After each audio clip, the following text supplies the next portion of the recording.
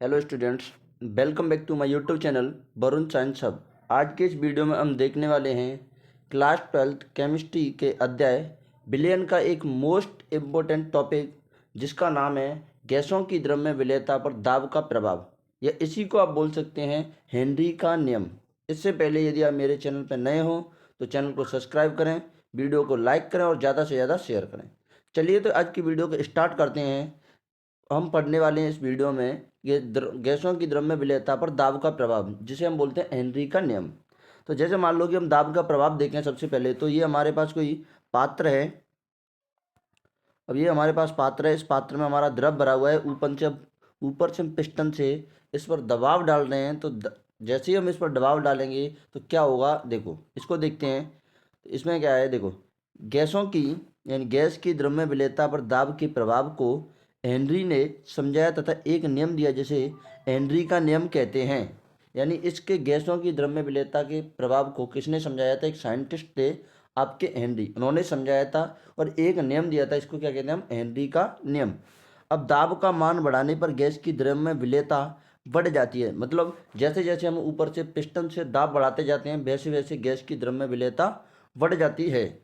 अब इसके लिए कथन क्या था? कथन था किसी गैस की द्रव्य विलेयता उस गैस पर लगाए गए दाब के समानुपाती होती है। यानी किसी द्रव्य में जो विलेयता होती है उस पर जितना प्रेशर लगाया जाता है उसके समानुपाती होती है। या इसको हम शॉर्ट में लिख सकते हैं एच समानुपाती पी।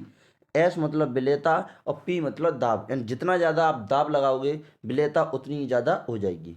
अब हम बात करते हैं हेनरी के नियम की। हेनरी का मुख्य नियम क्या था?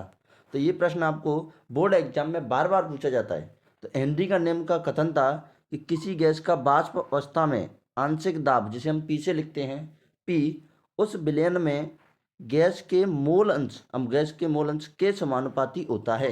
यानी किसी गैस का वाष्प अवस्था में जो आंशिक दाब होता है वो उस विलयन में उस अवयव के मोल अंश के समानुपाती होता है।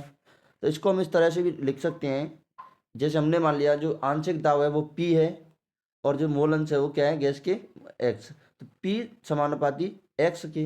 अब जैसे ही हम समानुपाती का चिन्ह हटाते हैं तो एक समानुपाती स्थिरांक आता है, जिसे हम लिखते हैं के एच थे। अब के एच क्या है यहाँ पर? के एच आपका हेनरी नियतांक या हेनरी स्थिरांक, जो कि केवल ताप पर निर्भर करता है। हेनरी नियतांक या हेनरी स्थिरांक किस पर निर्भर करता है?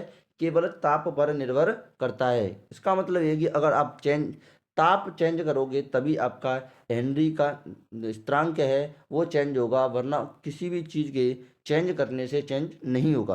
अब इसके लिए हम बात करते हैं ग्राफ की। तो ये आपकी एनसीईआरटी के अंदर ग्राफ दिया हुआ है। ये ग्राफ है आपका HCl के आंशिक दाब और उसके मोल अंश के साथ। अब आपको पता है कि P समानुपाती x है। P समानुपाती क्या है? x है। मतलब जैसे जैसे आप प्रेशर बढ़ाओगे या जैसे जैसे मोल अंश बढ़ेंगे वैसे वैसे प्रेशर बढ़ता जाएगा। तो जैसे ये एक्स अक्ष पर क्या है? हमारे मोल अंश है और वाई अक्ष पर क्या है? हमारा दाब है। तो जो ग्राफ आता है वो आपका एक सीधी रेखा निकल के आता है। ग्राफ कैसा निकल के आता है? सीधी रेखा निकल के आता है। इसके बाद हम देखते हैं हेनरी के नियम की क्या क्या सीमाएं थी। अगर सीमाओं की बात करें हेनरी के नियम की सीमाओं की, तो पहली सीमा थी कि अत्यधिक उच्च नहीं होना चाहिए। कहने का मतलब दाब का मान अधिक नहीं होना चाहिए। और दूसरी सीमा थी दाब अत्यधिक कम, जो ताप है ताप अत्यधिक कम नहीं होना चाहिए। मतलब टेम्परेचर है हेनरी के नियम में वो अत्यधिक कम नहीं होना चाहिए। ठीक है। तीसरी सीमा थी गैस तथा द्रव के मध्य अभिक्रिया नहीं होनी चाहिए। मतलब हेनरी का नियम वहीं लागू होगा जहाँ गैस और द्रव के मध्य अभिक्रिया नहीं होगी। अगर गैस और द्रव के मध्य अभिक्रिया होती है तो वहाँ पर हेनरी का नियम लागू नहीं होगा। जैसे कि एग्जाम्पल है हमारे पास, यह नियम NH3 व HCl के मिश्रण पर लागू नहीं होता, क्योंकि NH3 HCl के मिश्रण में अभिक्रिया हो जाती है, इसलिए यह नियम इस पर लागू नहीं होता है। ये थी आपके हेनरी के नियम की सीमाएं। अब हम बात करते हैं हेनरी के नियम के अनुप्रयोगों की। अब हम किसकी बात करेंगे? हेनरी के नियम के अनुप्रयोग। तो सबसे पहला अनुप्रयोग आता है सोडा वाटर को बोतल में उच्च दाब पर आरोपित कर बंद किया जाता है, जिससे CO2 की द्रव में विलेयता बढ़ जाती है। मैंने पहले ही बताया था आपको कि जैसे जैसे आप प्रेशर बढ़ाओगे वैसे वैसे गैस की द्रव में विलेयता बढ़ जाती है। अब जब जब कभी भी आपने कोल्ड ड्रिंक्स आती हैं उनकी बोतल खोली होगी तो उनमें से एकदम अचानक से गैस निकलती है, जो गैस निकलती है वो कौन सी गैस होती है? CO2 गैस होती है। उसको उच्च दाब पर बंद किया जाता है। जो कोल्ड ड्रिंक्स की बोतल, पेप्सी की बोतल आती है, उसको उच्च दाब पर बंद किया जाता है। जैसे ही आप उसके ढक्कन को खोलते हो तो उसमें से गैस निकलती है। वो गैस कौन सी निकलती है? CO2 गैस निकलती है। दूसरा अनुप्रयोग क्या है? दूसरा अनुप्रयोग है, ऊंचाई पर रहने वाले व्यक्तियों में एनोक्सिया नामक बीमारी होती है, क्योंकि ऊंचाई पर दाब घट जाता है, जिससे ऑक्सीजन की रक्त में विलेयता घट जाती है, जिसे एनोक्सिया कहते हैं। यानी जो व्यक्ति अधिक ऊंचाई पर होते हैं, रहते हैं, या फिर जो व्यक्ति अधिक ऊंचाई पर जाते हैं, तो उनमें आमतौर पर एनोक्सिया नामक बीमारी देखने को मिलती है। एनोक्सिया का मतलब है एब्सेंस ऑफ ऑक्सीजन, यानी जो ऑक्सीजन होती है उनके ब्लड में कम रहती है, और जिससे कि उनको सांस लेने में भी दिक्कत होती है। ये आमतौर पर आपने देखा होगा कि जो व्यक्ति अधिक ऊंचाई पर जाते हैं तो अब वो अपने साथ ऑक्सीजन सिलेंडर इसी वजह से लेकर जाते हैं। तीसरा अनुप्रयोग है, तीसरा अनुप्रयोग क्या है? तीसरा अनुप्रयोग है, गोताखोर ऑक्सीजन सिलेंडर में नाइट्रोजन तथा ऑक्सीजन का मिश्रण ले जाते हैं। अब गोताखोर उनको बोलते हैं जो पानी में डुबकी लगाते हैं, यानी बड़े बड़े बड़े समुद्रों में जो लाशों को ढूंढने के लाशों को ढूंढने जाते हैं, या फिर डुबकियां लगाते हैं बड़े बड़े समुद्रों में, गोताखोर उनको बोलते हैं। तो गोताखोर क्या करते हैं?